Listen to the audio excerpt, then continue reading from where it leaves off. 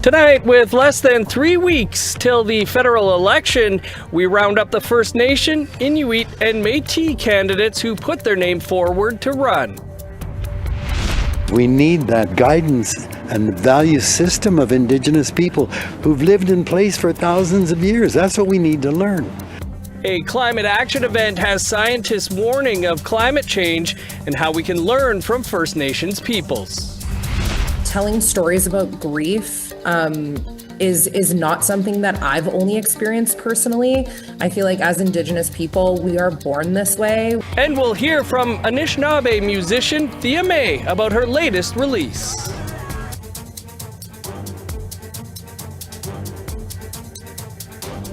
Good evening, I'm Dennis Ward. Welcome to APTN National News. With 20 days left in the federal election campaign, the deadline for candidates to run has come and gone, with a roundup of the Indigenous candidates hoping to get a seat in Canada's 45th Parliament. Here's T.R. Wheatley. Data collected by APTN focuses on 4 parties. The data compiled from multiple sources, including the hashtag IndigiPoly. Come April 28th, there will be 34 Indigenous candidates on the ballot. 12 are with the Liberal Party, 6 are with the Conservatives, 13 are running with the NDP, the Green Party has 2, and the Bloc Québécois has 1. Now let's break those numbers down a bit more into First Nation, Métis, and Inuit specific. There are 22 First Nation candidates. 8 of them are Liberals, 5 are with the Conservatives, 7 are with the NDP. The Bloc and the Greens have 1 First Nation candidate each. There are 10 Métis candidates running in this election. 3 are Liberals, 5 are NDP, and the Conservatives and the Green Party have 1 Métis candidate each, and the remaining 2 candidates are Inuit. Both the Liberals and NDP have 1 Inuk candidate each. Of the 34, there are 7 incumbents, 4 of which are names we've heard in the media a lot. Jaime Baptiste for Cape Breton Antigonish. He threw his name in to replace Justin Trudeau as Liberal Party leader earlier this year, then backed out. And 3 NDPers, Leah Gazan from Winnipeg Centre and Lori Idlu of Nunavut, both often speaking out against violence on Indigenous women and girls, as well as Blake Desjardins of Edmonton Griesbeck riding.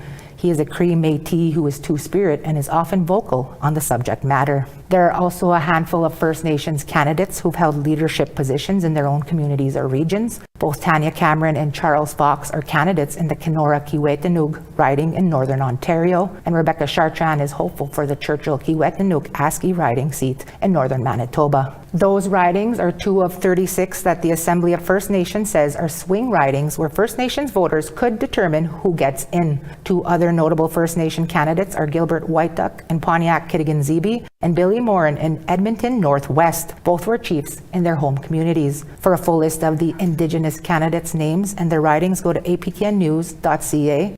And in the next 2 weeks, APTN will also profile some of those AFN-identified swing ridings with coverage of issues more specific to those regions. T.R. Wheatley, APTN National News, Winnipeg. Thanks, TR. To the West Coast, where a climate action event is currently underway in Vancouver, where scientists and experts are sharing their knowledge about what's happening around the globe with the changing weather and climate. APTN's Tina House was there and has this story. For years, scientists have been raising the alarm over what they say is a climate emergency. From the rapid melting of the ice in Greenland due to warmer ocean temperatures, the result is rising sea levels estimated to be as high as 7 meters all over the world. Where these glaciers extend out into the ocean, warmer ocean temperatures are melting them up to 100 times faster under the surface than above. Temperature rise and melting in the interior causes the ice sheet to lose more ice than it gains each year. In turn, the equilibrium line is retreating further inland, while the glaciers are sliding further toward the coast and into the warming oceans. The question is, how fast? Scientists also say if we don't do anything to stop the carbon pollution into the atmosphere, we can expect more extreme wildfires due to drought in some areas. Flooding will happen in other areas, and extreme heat and cold temperatures are expected more frequently. At this climate action event in Vancouver, Over 100 people from the scientific community, Indigenous leaders, and community members gathered to hear about what's the latest predictions when it comes to global warming and how it affects every living thing on the Earth. The keynote speaker is Dr. David Suzuki. He says massive extinction events of species is already happening at an alarming rate. Another million species are on the brink of extinction. Earth has entered a sixth period of mass extinction, and we know the cause, which is us. We are the only species with the intelligence to foresee our demise as a species. The tragedy is that we now know we are threatening our own survival, and we know how to avoid the current threat, but are unable to take the steps. The event was organized by the First Nations Summit, an Indigenous political organization. Hugh Breaker is an executive member of the summit, and he says it's crucial for everyone to prepare for emergencies that seem to be getting more and more frequent. I want to say to all Indigenous people on the coast of British Columbia or in an area that's affected by the ocean, my last comment, which is you can't wait to prepare. You have to prepare now. You should be getting ready now for the effects of sea level rise. If it really does melt within the next century, it's going to go up 7 meters. And it's accelerating. The melt is accelerating. Dr. Suzuki believes the way forward is to look to the past. We need that guidance and the value system of Indigenous people who've lived in place for thousands of years. That's what we need to learn. So it's an exciting moment, but it's very, very late. And the thing that my job is, Indigenous people are fine, they're on the rise, but I'm now saying, why is it we don't take science seriously? I did my first television programs in 1962. And, the thing I was saying then is science affects every aspect of your life. You got to take it seriously. Tina House, APTN National News, Vancouver. To Winnipeg now, where the police service is investigating 2 unrelated homicides following the deaths of 2 Indigenous people on Sunday. On Sunday, April 6th, Winnipeg police were called to the 700 block of Pacific Avenue just after 6 a.m. for a report of a man who appeared to have been assaulted. When police arrived, they found the man deceased. He's now been identified as 32-year-old Kelsey Travers of Lake St. Martin First Nation, who was living in Winnipeg at the time. 33-year-old Michael George Lavallee was later arrested at a home in the 100 block of Kate Street and has been charged with second-degree murder. Police allege Travers and Lavallee knew each other and both got into an altercation at the home where the deceased man was found. Then at 8:40 a.m. on Sunday, a 31-year-old man went to Winnipeg Police Headquarters and turned himself in for an unrelated warrant. During processing, police said new information emerged that led officers to the Quest Hotel in the 300 block of Ellis Avenue. When they arrived, they found a 34-year-old woman dead. She's been identified as Tara Walker from Cheemawaywin Cree Nation. Andrew James Sinclair has now been arrested and charged with second-degree murder and was detained in custody. Police allege both Sinclair and Walker knew each other, and an altercation took place in the hotel room, which resulted in Walker's death. In the last 4 weeks, 4 First Nations people, including 2 women, have been murdered in Winnipeg. The sex abuse trial for former Dances with Wolves actor Nathan Chasinghorse in Las Vegas, Nevada, has been postponed again. On Monday, a judge moved the trial date to August 4th. The 48-year-old alleged cult leader was arrested and indicted in early 2023. He has pleaded not guilty to 21 felonies, including sexual assault of a minor under 16, kidnapping, and producing and possessing videos of child sexual abuse. If convicted, Chasinghorse could face decades or life in prison. Prosecutors say he was Chasinghorse, who is known as Smiles a Lot, In the 1990 Oscar-winning film Dances with Wolves used his fame to gain access to vulnerable women and girls for decades as a self-proclaimed Lakota medicine man. Craig Mueller, Chasing Horses lawyer, said he needs more time to prepare witnesses. Time for a quick break, but first, a new federal election riding in Nova Scotia covers a big area and has a big-name candidate. APTN's Angel Moore is working on this riding profile and gives us a preview. Here in Nova Scotia, there is a new electoral riding called Cape Breton, Canso, and Tigonish. It covers most of Unama'ki, that's Mi'kmaq for Cape Breton, and the northeastern tip of mainland Nova Scotia. Within the riding is 5 Mi'kmaq nations, including the Eskasoni First Nation, Liberal candidate Jaime Baptiste Home, where he launched his campaign. APTN News also spoke to NDP candidate Joanna Clark. She ran in the last year's provincial election, but was not successful. Despite multiple requests, Conservative candidate Alan McMaster was not available to interview. Riding profile to come on APTN National News.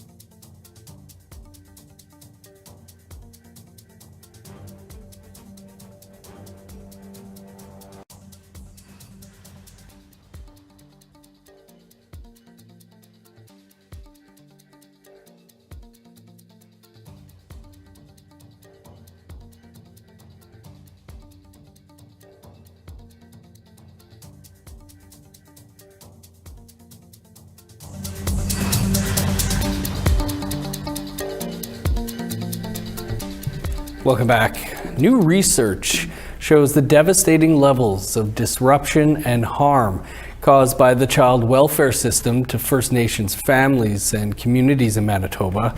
The study is a collaboration between the Assembly of Manitoba Chiefs and the University of Manitoba. Research looked at a 20-year period between 1998 and 2019. Among the findings, 50% of all First Nations birthing parents had an open CFS file, and that 27% of First Nations birthing parents experienced removal of one or more of their children. Dr. Kathleen Kenny of the Max Ratty College of Medicine was the study lead on the report and had this to say. So this study tracked different levels of system involvement over a 20-year period among First Nations and non-First Nations parents in Manitoba. What we found was that 1 in 2 First Nations parents had involvement with the system as a parent, and that this was almost 4 times higher among First Nations parents compared to non-First Nations parents. We also found that First Nations parents, that over 1 in 4 had experienced apprehension or removal of their one or more of their children in the study period, and that this was almost 6 times higher among First Nations parents compared to non-First Nations parents. And we also looked at termination of parental rights, or the rate of parents who experienced having a child become a Crown Ward, or 1 or more children become Crown Wards, which is often an outcome that is not focused on in research and data looking at this system. So when we looked at that metric, we found that almost 1 in 10 First Nations parents had experienced the permanent termination of parental rights, or having their child become a Crown Ward. And I think we expect to see inequities in the rates between First Nations and non-First Nations parents based on previously published data. These numbers are incredibly high, showing a wider scale of disruption to families than previously published data. And I think for people who don't live it and see the effects of this system every day, that disruption by this system that we show in the study period of 20 years is wider in scope than many would appreciate, specifically non-Indigenous people in Canada. Many Canadians are shying away from traveling to the United States amidst the tariff war instigated by President Donald Trump. So the government of Manitoba is hoping to make the most of these staycations by boosting tourism within the province and showcasing Manitoba to the rest of the country and the world. The province's official tourism organization, Travel Manitoba, will receive an additional $4.5 million to strengthen tourism and attract visitors. 10% or $450,000 will be earmarked specifically for Indigenous tourism Manitoba. Holly Corshane is their CEO. She says the number of Indigenous tourism businesses has doubled in Manitoba over the past few years.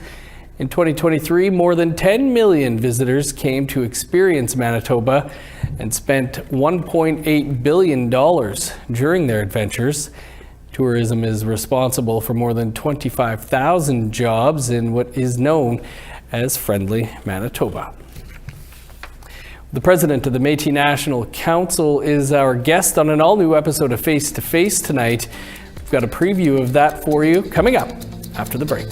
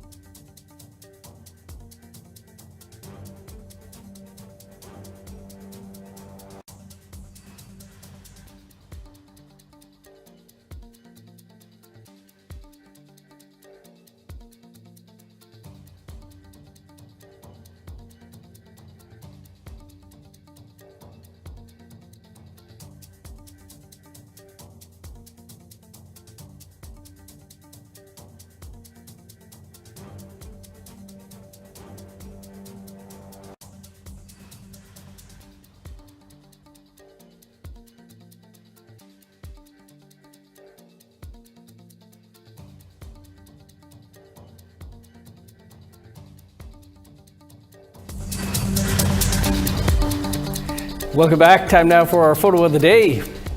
And APTN web editor Jesse Andrushko just returned from Hawaii. Sure, this photo from the island of Oahu. This is Kualoa Ranch, a sacred location to Native Hawaiians. It is renowned for its breathtaking landscape and scenery. Thanks, Jesse. I'm sure you're happy to be back. You can send your photos to share@aptn.ca for the chance to be featured as our next photo of the day. Now let's take a look at tomorrow's weather forecast. Starting on the East Coast, snow and +3 in Fredericton and Halifax. -5 with snow in Kuujjuaq, 1 below in Happy Valley Goose Bay. +1 in Montreal, 6 below in Chibougamau. +3 in Sault Ste. Marie, 1 above in North Bay. Sunny and 3 in Thunder Bay, sun's out and +7 in Sioux Lookout. 4 and sunny skies for God's Lake, 7 in Norway House. 5 with a chance of snow in Winnipeg, 3 in Dauphin. 11 above for Regina, 12 in North Battleford. 13 in Meadow Lake, 7 in La Ronge. In northern Alberta, 14 in High Level, snow and 7 in Fort Chipewyan. 15 in Edmonton, 16 in Medicine Hat. 12 in Vancouver, 16 in Kamloops. Cloudy and 9 in Prince George, 10 in Smithers. +1 with snow in Old Crow, 6 in Whitehorse. 5 in Yellowknife, 4 in Norman Wells. -2 in Sax Harbor, +5 in Paulatuck. -12 in Chesterfield, cloudy and 7 below in Baker Lake. -13 in Resolute and Igloolik. A new collection of rock songs is coming from an Anishinaabe artist that's not afraid to wear her heart on her sleeve. Thea May shares her release, brought to you by Tragedy, with APTN's Veronica Blackhawk.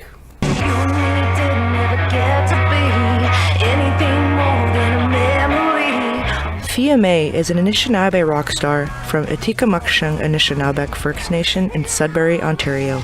May is the most recent signee to Ishkade Records, the female-owned record label that's taking the Canadian music industry by storm. Ishkade released her new EP, Brought to You by Tragedy, last month.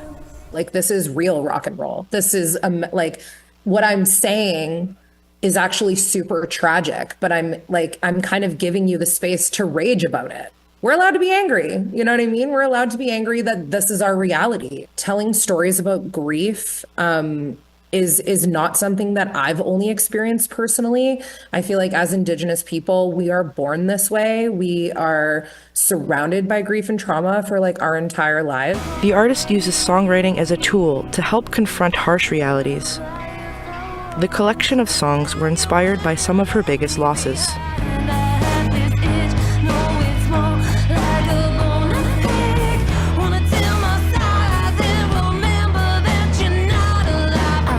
I feel sometimes like that I'm lucky because I had an outlet, and some people don't have outlets, which is why I think it's so important that this music exists. I sometimes felt like, am I glorifying this stuff? But no, I'm just doing what I know, and I'm doing what I am capable of doing. And I happen to just have music and talent as a platform. Despite these collective hardships, May empowers listeners to embrace the full spectrum of grief in order to move forward. All of these things had to happen for me to be here, and how like there is this massive part of me that would give it all away. And I think it's like happiness and also grieving that I had to be this strong.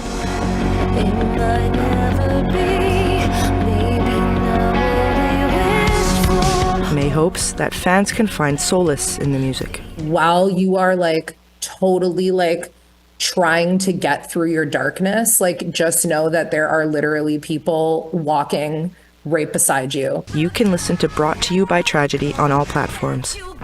Keep up with Thea May on Instagram or TikTok.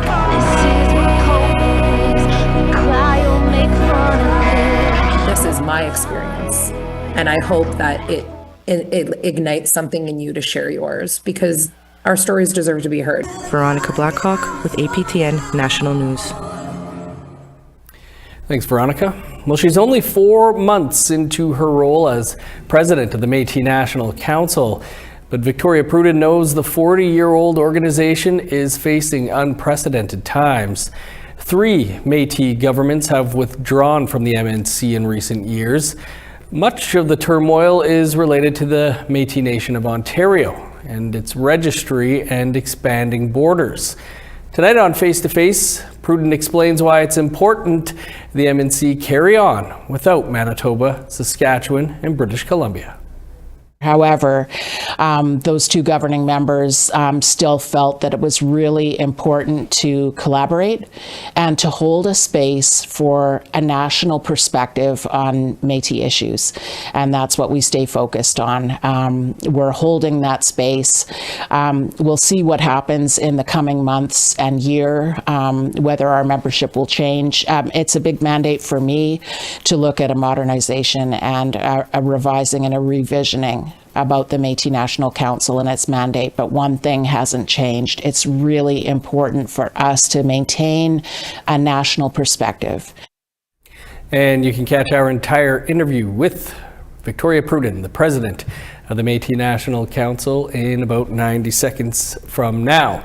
That's all the time we have for your APTN National News for this Tuesday. For much more, you can visit our website, aptnnews.ca, and be sure to join Creason here tomorrow at 1 p.m. Eastern Time for your first look at the day's news. I'm Dennis Ward. Marcy McGuitch, thanks for being with us. Stick around. Face to Face is next. Have a great night.